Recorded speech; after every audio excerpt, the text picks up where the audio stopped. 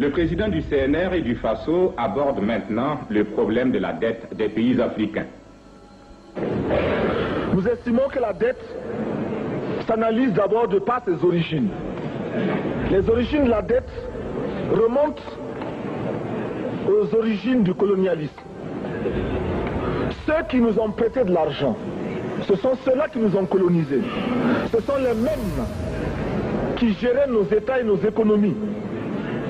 Ce sont les colonisateurs qui endettaient l'Afrique auprès des bailleurs de fonds, leurs frères et cousins. Nous étions étrangers à cette dette. Nous ne pouvons donc pas la payer. La dette, c'est encore le néocolonialisme où les colonisateurs se sont transformés en assistants techniques. En fait, nous devrions dire qu'ils se sont transformés en assassins techniques. Et ce sont eux qui nous ont proposé des sources de financement, des bailleurs de fonds internes que l'on emploie chaque jour, comme s'il y avait des hommes dont le bâillement suffisait à créer le développement chez les autres. Ces bailleurs de fonds nous ont été conseillés, recommandés. On nous a présenté des montages financiers alléchants, des dossiers. Nous nous sommes endettés pour 50 ans, 60 ans, même plus. C'est-à-dire que l'on nous a amenés à compromettre nos peuples pendant 50 ans et plus. Mais la dette, c'est sa forme actuelle. Contrôlée, dominée par l'impérialisme. Une reconquête savamment organisée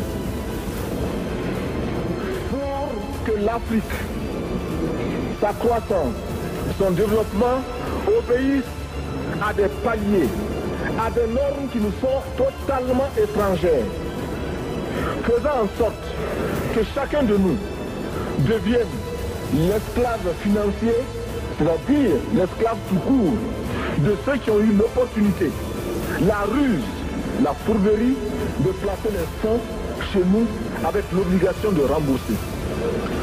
On nous dit de rembourser la dette. Ce n'est pas une question morale. Ce n'est pas une question de ce prétendu honneur que de rembourser ou de ne pas rembourser.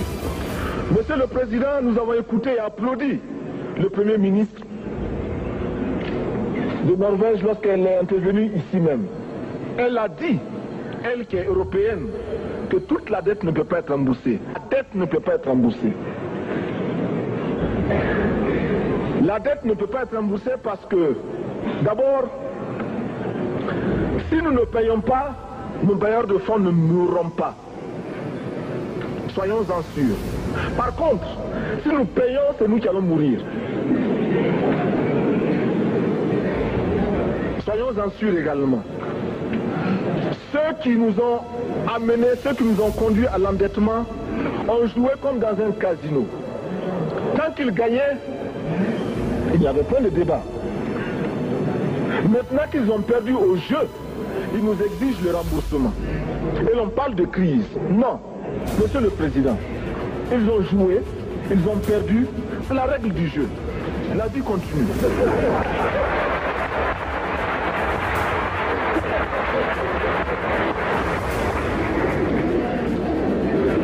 Nous ne pouvons pas rembourser la dette parce que nous n'avons pas de quoi payer. Nous ne pouvons pas rembourser la dette parce que nous ne sommes pas responsables de la dette. Nous ne pouvons pas payer la dette parce qu'au contraire les autres nous doivent ce que les plus grandes richesses ne pourront jamais payer, c'est-à-dire la dette de sang.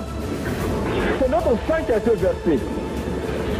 On parle du plan Marshall qui a refait l'Europe économique. Mais on ne parle jamais du plan africain qui a permis à l'Europe de faire face aux hordes hitlériennes lorsque leur économie était menacée, leur stabilité était menacée. Qui a sauvé l'Europe? C'est l'Afrique. On en parle très peu. On en parle si peu que nous ne pouvons pas, nous, être complices de ce silence ingrat. Si les autres ne peuvent pas chanter nos louanges, nous avons au moins le devoir de dire que nos pères furent courageux et que nos anciens combattants ont sauvé l'Europe et finalement ont permis au monde de se débarrasser du nazisme. La dette, c'est aussi la conséquence des affrontements. Et lorsque l'on nous parle aujourd'hui de crise économique, l'on oublie de nous dire que la crise n'est pas venue de façon subite. La crise existe de tout temps et elle ira en s'aggravant chaque fois que les masses populaires seront de plus en plus conscientes de leurs droits face aux exploiteurs. Il y a crise aujourd'hui parce que les masses refusent que les richesses soient concentrées entre les mains de quelques individus. Il y a crise parce que quelques individus déposent dans des banques à l'étranger des sommes colossales qui suffiraient à développer l'Afrique. Il y a crise parce que face à ces richesses individuelles que l'on peut nommer, les masses populaires refusent de vivre dans les ghettos, dans les bas quartiers. Il y a crise parce que les peuples partout refusent d'être dans Soweto face à Johannesburg. Il y a donc lutte et l'exacerbation de cette lutte amène les tenants du pouvoir financier à s'inquiéter. On nous demande aujourd'hui d'être complices de la recherche d'un équilibre. Équilibre en faveur des tenants du pouvoir financier, équilibre au détriment de nos masses populaires. Non, nous ne pouvons pas être complices. Non, nous ne pouvons pas accompagner ceux qui sucent le sang de nos peuples et qui vivent la sueur de nos peuples. Nous ne pouvons pas les accompagner dans leur démarche assassine. Monsieur le Président, nous entendons parler de clubs. Club de Rome, club de Paris, club de partout. Nous entendons parler du groupe des 5, du groupe des 7, du groupe des 10, peut-être du groupe des 100, et que sais-je encore. Il est normal que nous créions notre club et notre groupe. Faisons en sorte que dès aujourd'hui, Addis Abeba devienne également le siège, le centre d'où partira le souffle nouveau, le club d'Addis Abeba. Nous avons le devoir aujourd'hui de créer le front uni d'Addis Abeba contre cette façon que nous pourrons dire aux autres. En refusant de payer la dette, nous ne venons pas dans une démarche belliqueuse. Au contraire, c'est dans une démarche fraternelle pour dire ce qui est. Du reste, les masses populaires en Europe ne sont pas opposées aux masses populaires en Afrique. Mais ceux qui veulent exploiter l'Afrique, ce sont les mêmes qui exploitent l'Europe. Nous avons un ennemi commun. Donc, notre club parti d'Addis Abeba devra également dire aux uns et aux autres que la dette ne saurait être payée. Et quand nous disons que la dette ne saurait être payée, ce n'est point que nous sommes contre la morale, la dignité, le respect de la parole. Parce que nous estimons que nous n'avons pas la même morale que les autres. Entre le riche et le pauvre, il n'y a pas la même morale. La Bible, le Coran, ne peut pas servir de la même manière celui qui exploite le peuple et celui qui est exploité. Il faudrait alors qu'il y ait 2 éditions de la Bible et 2 éditions du Coran.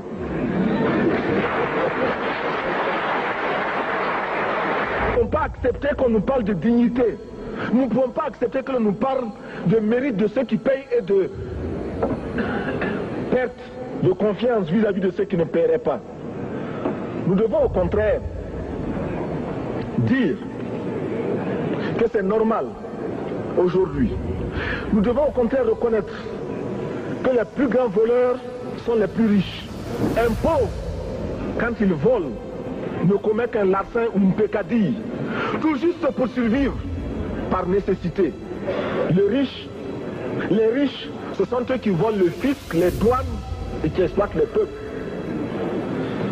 Monsieur le Président, ma proposition ne vise pas simplement à provoquer ou à faire du spectacle.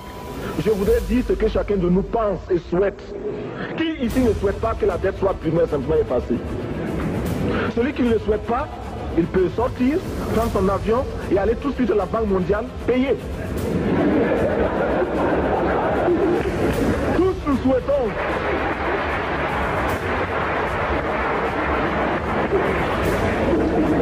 proposition n'est pas non plus, je ne voudrais pas que l'on prenne la proposition du Burkina Faso comme celle qui viendrait de la part de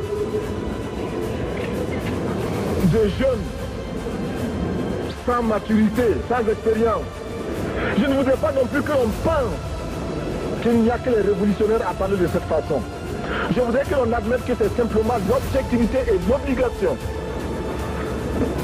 Et je peux citer, dans les exemples de ceux qui ont dit de ne pas payer la dette, des révolutionnaires comme des non-révolutionnaires, des jeunes comme des vieux. Je citerai par exemple, Fidel Castro a déjà dit de ne pas payer. Il n'a pas mon âge, même s'il est révolutionnaire. Mais je pourrais citer également François Mitterrand, qui a dit que les pays africains ne peuvent pas payer, les pays pauvres ne peuvent pas. Je pourrais citer Madame le Premier ministre. Je ne connais pas son âge et je m'en voudrais de le lui demander. Mais c'est un exemple. Je voudrais citer également le président Félix Houphouët-Boigny. Il n'a pas mon âge. Cependant, il a déclaré officiellement, publiquement, qu'au moins pour ce qui concerne son pays, la Côte d'Ivoire ne peut pas payer. Or, la Côte d'Ivoire est classée parmi les pays les plus aisés d'Afrique, au moins d'Afrique francophone. C'est pourquoi d'ailleurs il est normal qu'elle paye plus en contribution ici. Mais, Monsieur le Président, ce n'est donc pas de la provocation.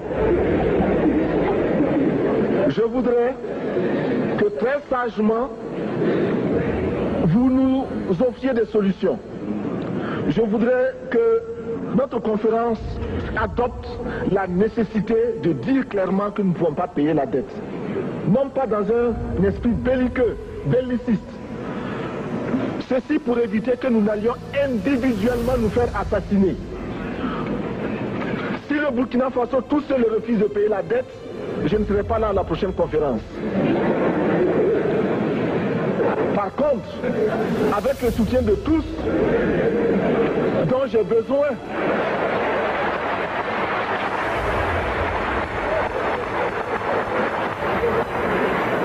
avec le soutien de tous, nous pourrons éviter de payer. Et en évitant de payer, nous pourrons à notre développement. Et je voudrais terminer en disant, chaque fois qu'un pays africain achète une arme, c'est contre un Africain. Ce n'est pas contre un Européen. Ce n'est pas contre un Asiatique. C'est contre un Africain. Par conséquent, nous devons également, dans la lancée de la résolution de la question de la dette, trouver une solution au problème de l'armement. Je suis militaire et je porte une arme. Mais Monsieur le Président, je voudrais que nous nous désarmions. Parce que moi, je porte l'unique arme que je possède et d'autres ont camouflé les armes qu'ils ont.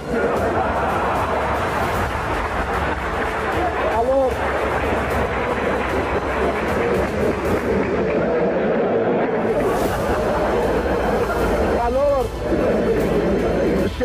chers frères, avec le soutien de tous, nous pourrons faire la paix chez nous.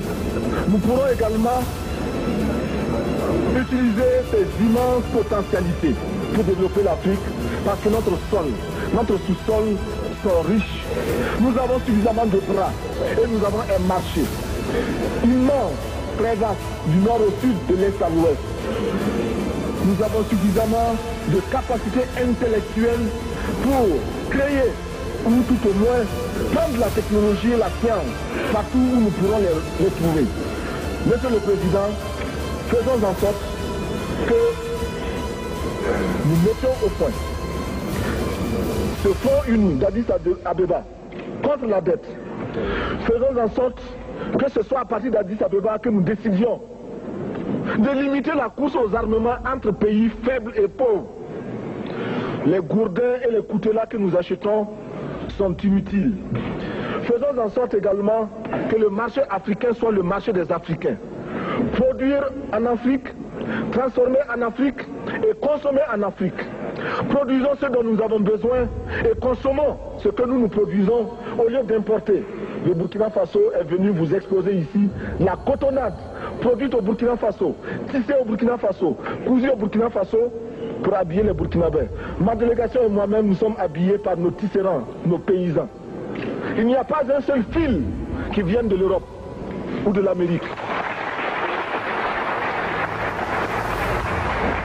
Je ne fais pas un défilé de mode, mais je voudrais simplement dire